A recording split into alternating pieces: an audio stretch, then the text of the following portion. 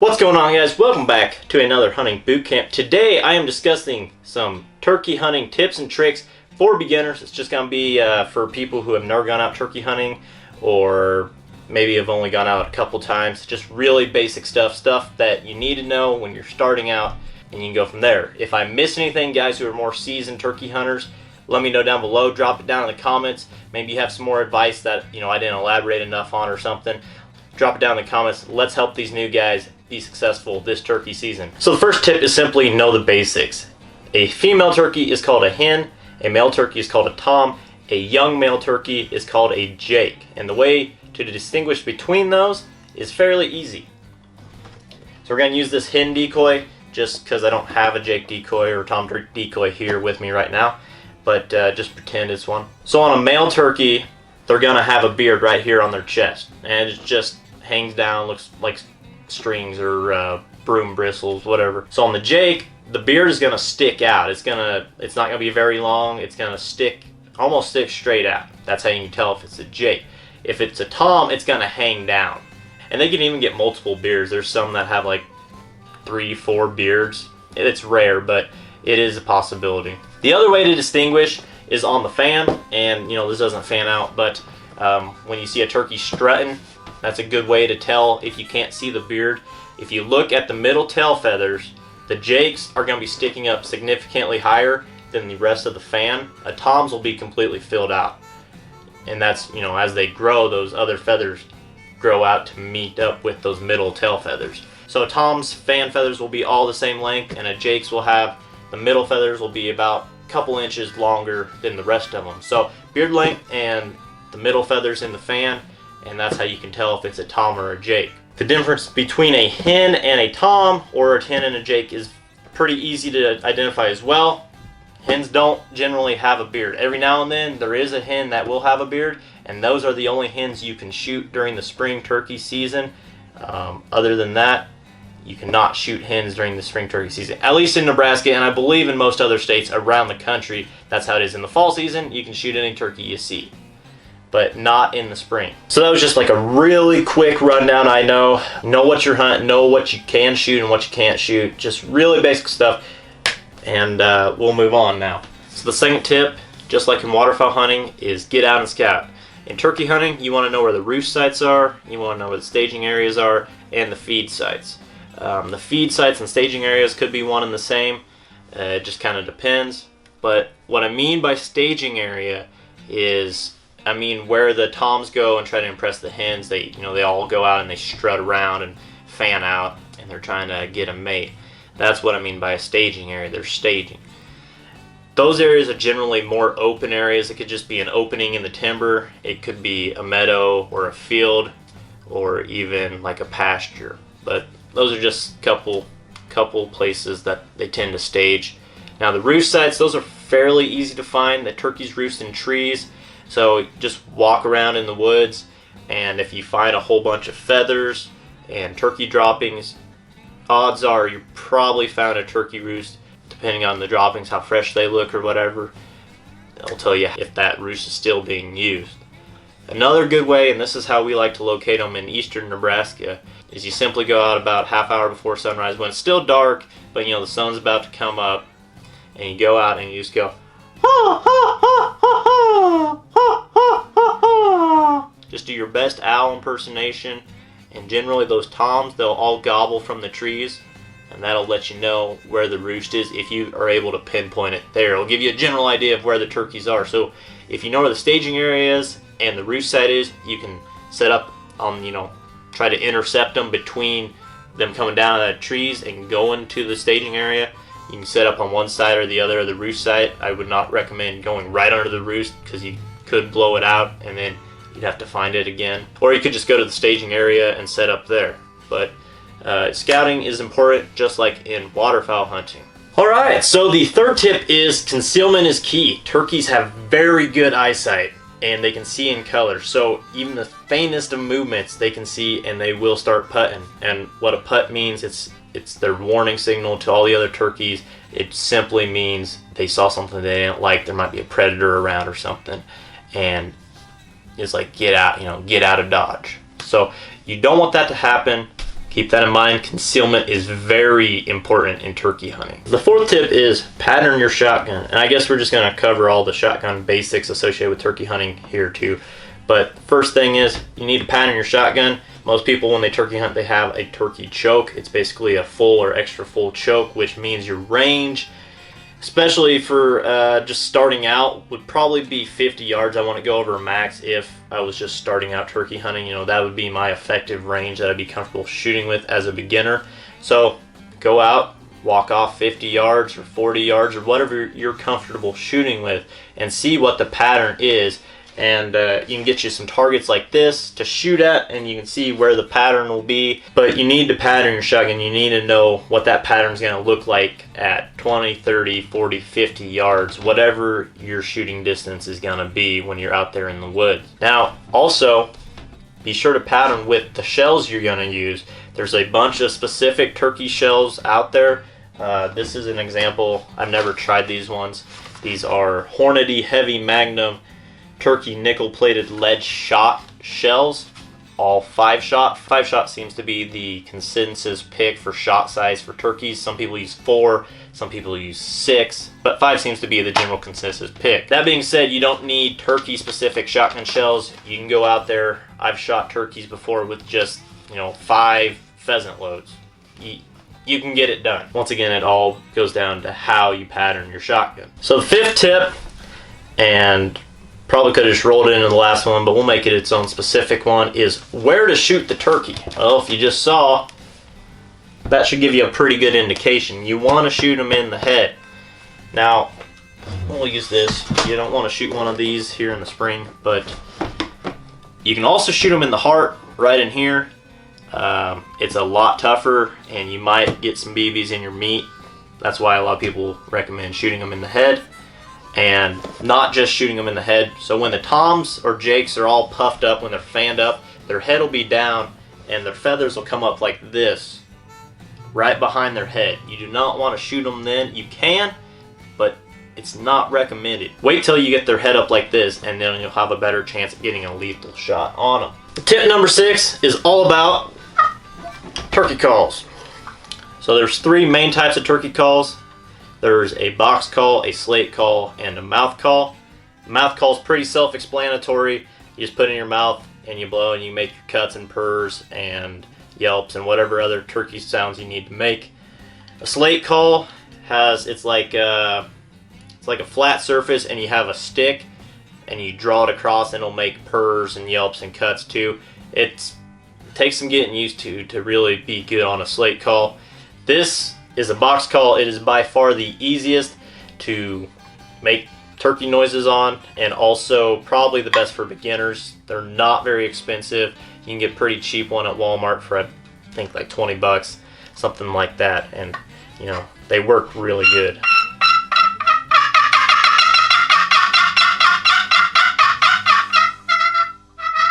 Okay, so now that I've touched on the 3 different types of turkey calls, I'm going to just briefly touch on some calling strategies. There's so many different ways I could do this, and it varies on so many different levels: weather, hunting pressure, even predator presence, time of year. There's all kinds of factors that'll affect how you call these turkeys.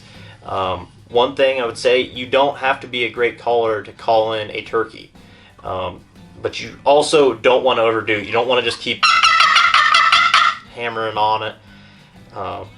As a general rule of thumb, and granted this can change in every situation, but as a general rule of thumb, if you have a turkey coming at you, don't call. If you do call, maybe just really soft. Something like that. But general rule of thumb, if they're coming at you, don't call. You probably will just end up spooking them.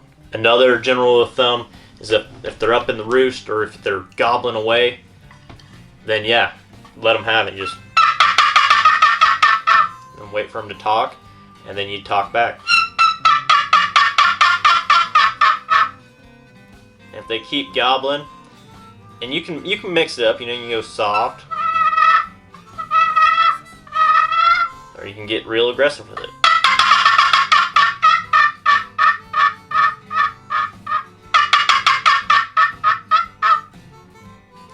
it's just gonna vary on so many different factors, and I don't want to tell you guys one way or the other, right or wrong. But as general rule of thumb, they're coming at you.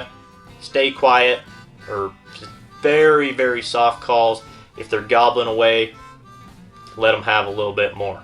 So the 7th tip is talking about decoys. So here we have my hen decoy right there, and I run her. Actually, I just got it, but you don't need an expensive decoy to kill turkeys. They have them at Walmart. They're like $10. This one was on sale. It's a little more detailed, so that's why I got it. But I mean, we hunt over one back home, my dad and I, and it's basically just looks all black. Looks like a piece of a tire that blew out, honestly. And we've shot a lot of turkeys over it. So you don't really need the super detailed decoys. If you want them, more power to you, but you don't need them. Now, like Decoy Strategy, you want to put like one hen and maybe a couple jakes, or a jake and a tom, or a hen and a tom. Basically, you want to try to make those other toms jealous. You want to try to get them in there. They get all, really kind of pissed off, and they want to take out that decoy. And you've probably seen videos where they jump on the decoy. They're mad that another tom's trying to cut in on their hen. So early season, I'd run like at least a jake and a hen. Late season, it'd be the end of May here in Nebraska, but whenever the breeding season starts to die down, it'd just be a couple hens, 2 or 3 hens out there, and then try to get some of those solo toms in, or even a group of jakes or something. But that's basically my decoy strategy for turkeys. There's not too much to it, and honestly, you can get a turkey without having a decoy. It just makes it a lot easier. It gives them something to lock into and visualize. And I guess another thing to keep in mind when you're putting your decoy out, a couple things to keep in mind. When you're putting your decoy out, you don't want to try to make turkeys cross a fence. They can, but they don't like to. It just makes them, it's a lot harder to get them through a fence. So if they're out in a field and you're in the timber, there's a fence line right between you. If you have it on that timber side, it's going to be really hard to get them, to hop that fence and come over to look at your decoy. Not to say it's impossible, but it's going to be really hard. So the other thing is, when you're setting up the decoy, try to set it off to the side of where you're set up, so they're looking at the decoy and they're not like catching your movement in the background. So if I was here, I'm hunting back here, the decoy's over here, turkey's gonna come this way, he's looking this way, not this way. So I could move just a hair. He still might catch me, but not as likely as if the decoy and me were in the same line that he is. Just a couple things to think about for decoy placement, decoys. So the 8th tip is patience pays off. So I've been busted so many times by these turkeys.